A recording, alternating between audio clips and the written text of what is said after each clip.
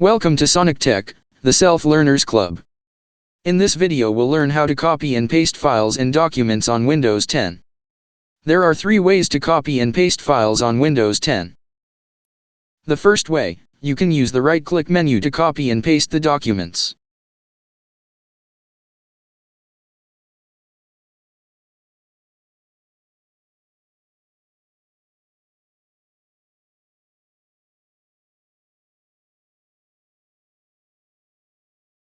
The most common way is to use the Ctrl and C, then the Ctrl and V shortcut keys.